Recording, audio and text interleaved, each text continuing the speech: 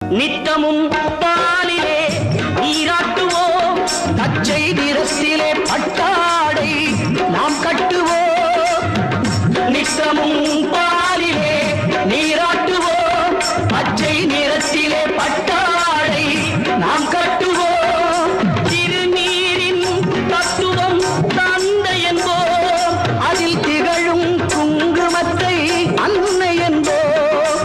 திருநீரின் தத்துவம் தந்தை என்போம், அதில் திகழும் குங்குமத்தை அன்னை என்போம்.